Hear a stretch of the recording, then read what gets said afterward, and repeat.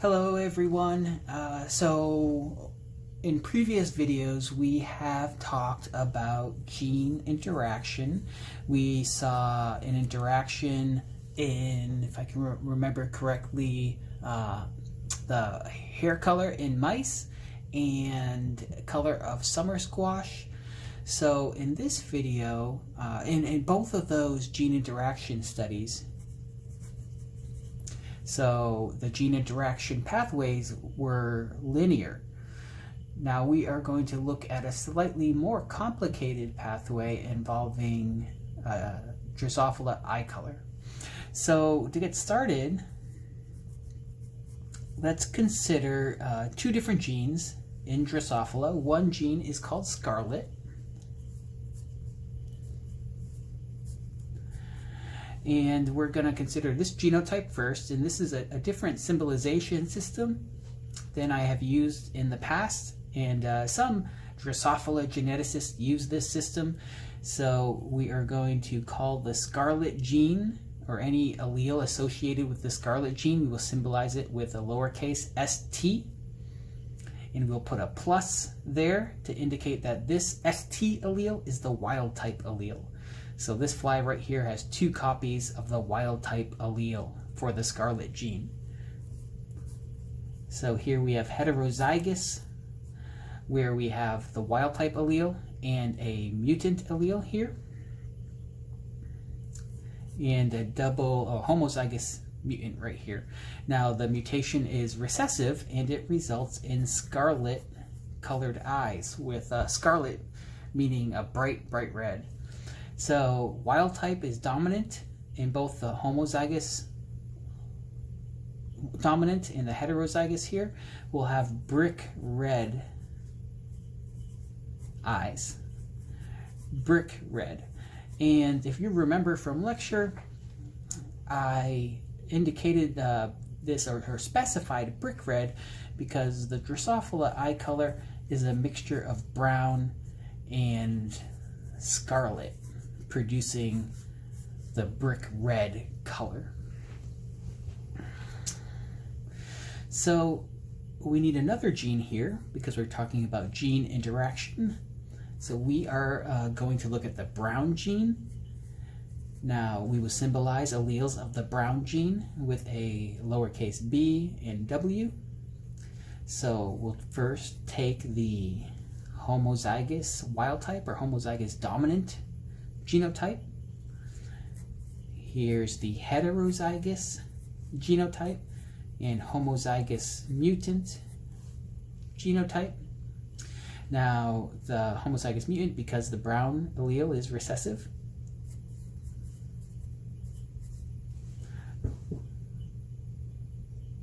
now the phenotype is brown and flies with this genotype right here with the homozygous mutant genotype. Phenotype is brown. Heterozygous, brick red, and homozygous dominant here, homozygous wild type, brick red. And again, the brick red is for the brown and scarlet together, makes this brick red color. So now the gene interaction diagram looks something like this. So we have a white precursor,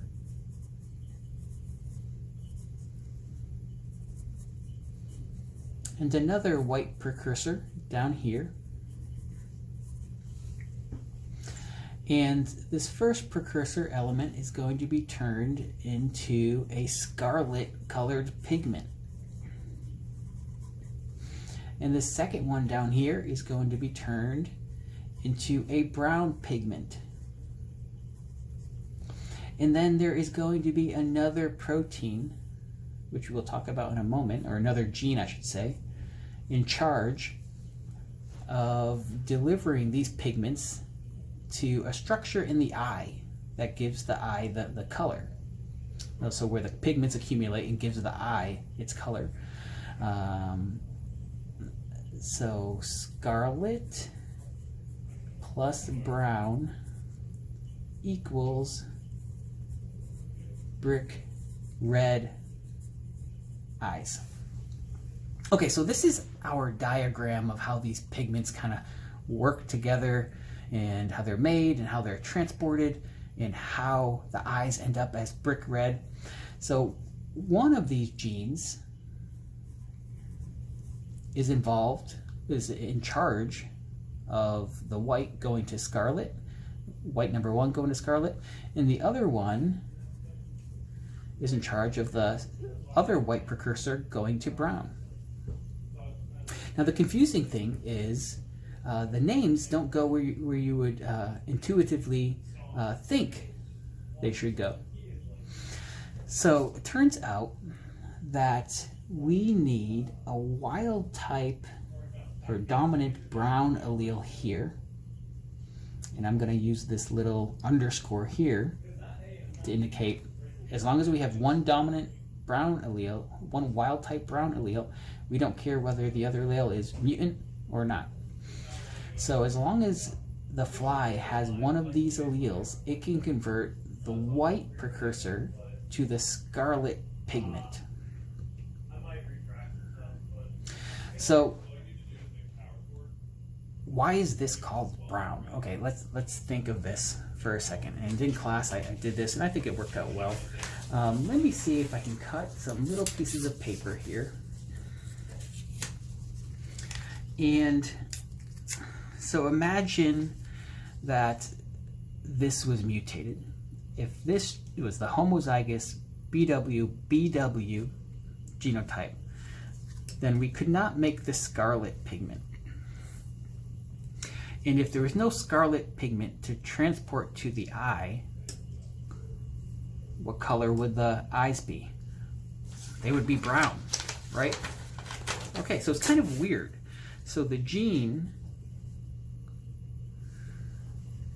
the brown gene, we need a wild type allele of the brown gene in order to make the scarlet pigment for the eyes to be brick red. If you mutate this, if it's two mutated copies, scarlet pigment can't be made, scarlet pigment can't be transported. The only pigment in the eye is brown, so the flies have brown eyes. And so how did these names come about? It's probably, or most definitely, a scientist was isolating mutant Drosophila, and he isolated a mutant that had just brown eyes, right? Okay, so what mutation, what is the scientist, he or she, going to name that mutation? Well, they're going to name it the brown mutation. And they don't know what gene is the brown gene yet, but they're going to symbolize the gene as something like this, BW. It turns out BW is in charge of making the scarlet pigment. Now down here, this is the scarlet gene. So the scarlet gene is in charge of making or turning the white precursor number 2 into the brown pigment. So a fly needs at least one version, one wild type copy of the scarlet gene. So this allele right here, ST+, needs at least one of these in order to make the brown pigment.